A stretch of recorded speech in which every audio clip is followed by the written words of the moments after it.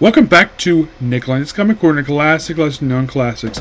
This is episode number 3291, Doubleshot number 3185. We have a G.I. Joe trade, and we also trade from Teenage Mutant Turtles. This G.I. Joe trade is basically from the Skybound era of Real American Hero. Yep. Yeah. G.I. Joe, Real American Hero, Volume 1. Which contains issues 301 to 306. Now, I knew that Skybound got Transformers and G.I. Joe. I knew that. I did not know they're bringing back this title. And they're keeping the same numbering as the classic Marvel numbering and the same writer, Larry Hama. Now, I thought that was kind of weird, the fact that it just came back all of a sudden. I remember basically when the first issues came out, because apparently 300, there was such a limited amount of issues released for that issue, and I couldn't find it. No matter how hard as I could find, I could not find the issue. Apparently 300 was such a difficult issue to find for some people. Eventually people were able to find and upload it with issue 301. Yeah. Oh yeah, and also Serpentor's here, except he's known as Serpentor Khan now for some reason. Also, a lot of the members of Cobra, with the exception of the Baroness and Destro and Cobra Commander, have all got disfigured faces now. Don't know the reason for it. We have Chris Mooneyham on the artwork, and we also have the covers by Andy Kubert, Brian Anderson, Chris Mooneyham, and Nick Valari. So a lot of this is basically breaking down the whole thing related to G.I. Joe's, the explanation from them in the opening issue. Also, when Cobra Commander basically wears the silver face thing, he also wears the mask that makes it look like a member of the KKK. But here's the weird thing he does with it. I don't know if the artist apparently didn't get the memo of how to draw this particular mask, but for some weird reason, the cloth mask that Cobra Commander occasionally wears, that for years, it just put on his head.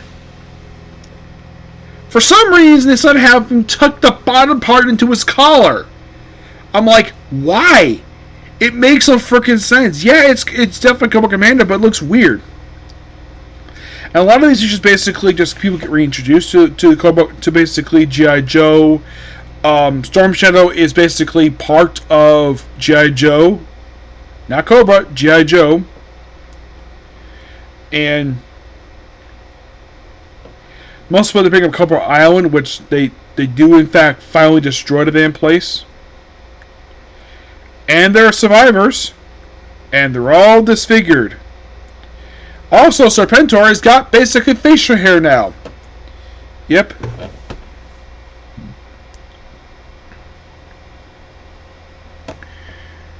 And we see somebody's been wounded, per se. And it's because, let's basically have Cobra Command basically have where they survive a nuclear bomb, and let's have basically everybody have Snake Eyes basically at a funeral for one of the Joes. Cobra Commander basically looks normal except with a cape now. Yeah, he has a cape now. Yeah. Now, unlike the show where Serpentor was, he's the Cobra Command Emperor, he's one running the organization. In the comics, he's just a figurehead. And apparently, Cobra Command has now officially switched back to Springfield, the town they took over. And a little progression here.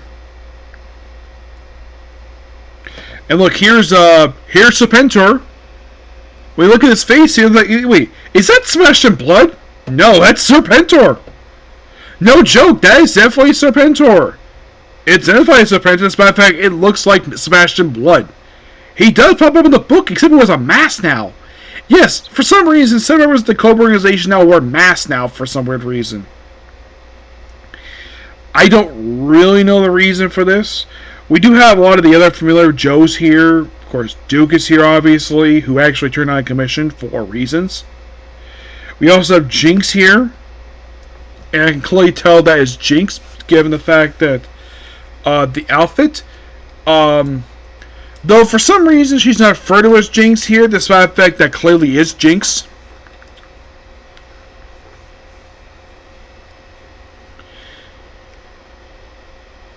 You know, at one point that Storm Shadow was Snake Eyes was dead. Yes, and I'm eventually gonna get to the weird period of time where like a lot of the Joes were dropped from the series, make it sort of a Snake Eyes book for some weird reason. I'll eventually get to that. So now this is what I mean. Here's Cobra Commander wearing the cloth mask, and look at it, it's tucked into the collar. I'm like, yeah, this is weird. Does anyone find this weird? The fact Cobra Commander's mask is tucked into his collar like that.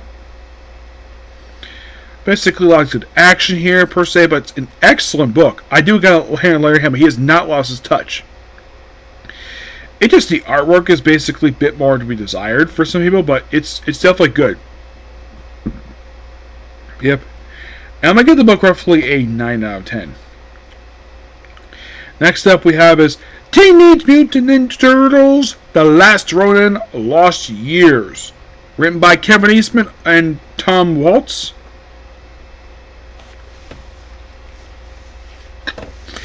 This book is more like a prequel book to the Last Ronin miniseries, which did gangbusters when it came out. So I guess they decided to do a prequel book. There is a sequel to this right now.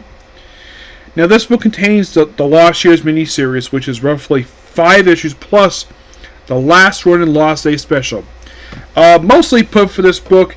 Of course, this picks up right after the apparent death of like a lot of the turtles. Casey Jones is dead. April O'Neil, a lot of the book, is pregnant until she gives birth to her daughter. And it's basically how the world survived without multiple turtles. And the last one in the main miniseries revealed to be Michelangelo, and him struggling to basically live without his brothers.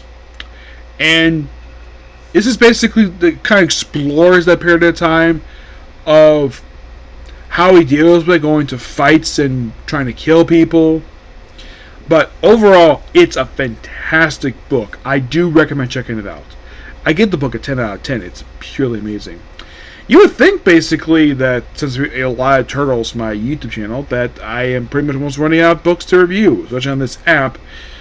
And there is roughly 2 miniseries left to go.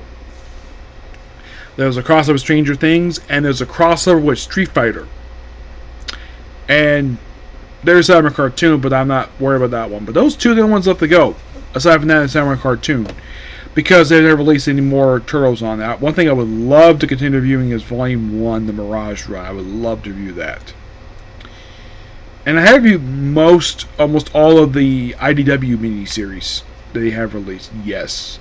I think like the only ones I have not reviewed yet, off the top of my head, is the Infestation 1, Infestation 2, the first crossover with Ghostbusters. I think there might be a few others, but I think that's it. But yeah, that's pretty much a particular video. Please be sure to like, comment, subscribe, turn on notifications, and I'll see you next video, which will be scooped up by Aztec Adventure. Okay, thanks, Phil. Bye.